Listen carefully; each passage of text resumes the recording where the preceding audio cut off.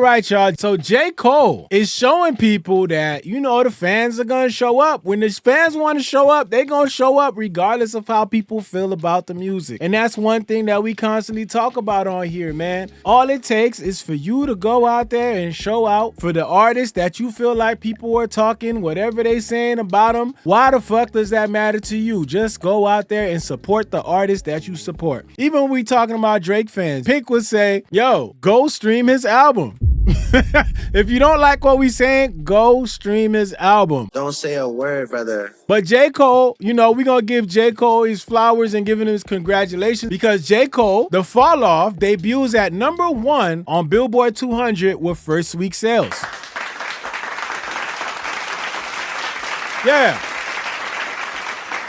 I mean, look, regardless of how we feel about artists and certain things that they say, no matter what we feel, at the end of the day, these are still huge numbers, right? This is still an album for hip hop. We talked about how we felt about J. Cole's album. We talked about the things we didn't like. There were a lot of people that were defending, pushing back for J. Cole.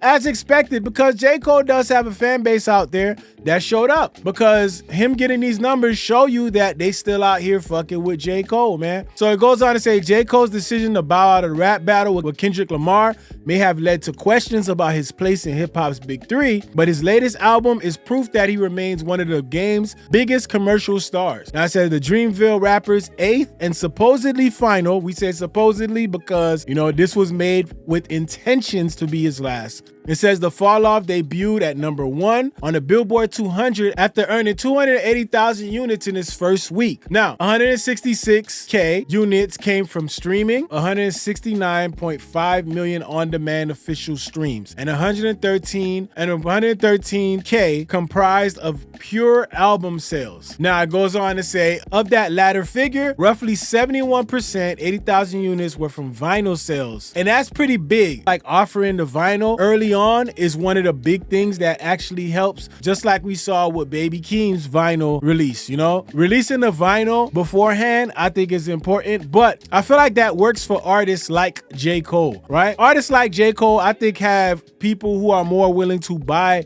the vinyls. We all know that a lot of people treat vinyls like memorabilia, right? A lot of people buy the vinyl and don't even listen to it at all. They just have it to have it. Now, I said The Fall Off boasts the largest sales week for a hip-hop album since March 2025, when Playboi Carti's music topped the Billboard 200 with 298,000 opening week units. It says that The Fall Off is his 7th consecutive #1 album, a streak that dates back to 2011 debut Cold World, The Sideline Story. Now, we also saw J. Cole was, you know, riding around in his Honda Civic, giving out signed copies of the album, selling them right out of the trunk. And you know what, man? I feel like a lot of people look at this completely the wrong way. You know, when people see you critique an artist that they love or an artist that they favor, they immediately go to hating. When it really is that people are looking at this album, people are looking at J. Cole, and they are critiquing based on how they feel. These are great numbers for J. Cole. Congrats to him on his #1 album.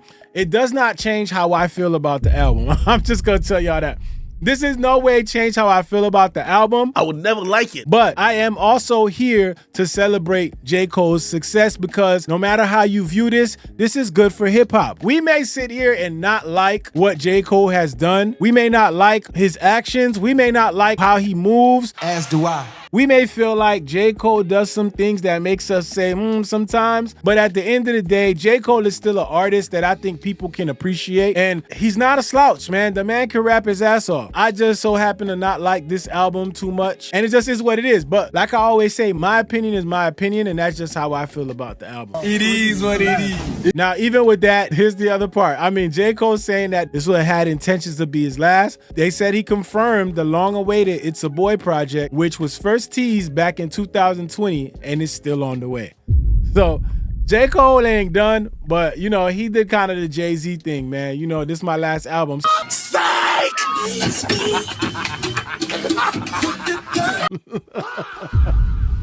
Yeah. So shout out to J. Cole for that. And additionally, J. Cole is also going on a world tour. Yeah. says J. Cole is taking his new album to fall off on the road this year. On Monday, the Dreamville founder announced a massive world tour in support of his latest and purportedly final project, which we know that ain't it, that would take him to 50 cities across 4 continents in 5 months. Now, it says the North American leg begins July 1st, Charlotte, North Carolina, and wraps up September 23rd in Cole's hometown, Fayetteville, hitting arenas in Miami, Atlanta, Philadelphia, Toronto, New York City, Boston, Chicago, Los Angeles, Houston, among other markets along the way. So J. Cole is going on tour. His tickets go on sale February 20th via J. Cole's website. So we're going to see what that looks like. So here goes J. Cole's stops, right? We got J. Cole, Tampa, Atlanta, Philly, Baltimore, Montreal, Toronto, Brooklyn, New York, Queens, Boston, Chicago, Cleveland, Detroit. That man going everywhere. Glasgow, Manchester. All right, J. Cole moving. This is great news for all the J. Cole fans out there who felt like J. Cole was getting all this slander and saying, oh, no, you can't do this to J. Cole. You can't say this about J. Cole. Listen, man, no artist is above critique, man. No artist. And I just want to emphasize that. No artist is above critique. People are going to give their opinions. For you to feel some type of way about somebody's opinion and tell them they're not allowed to have that opinion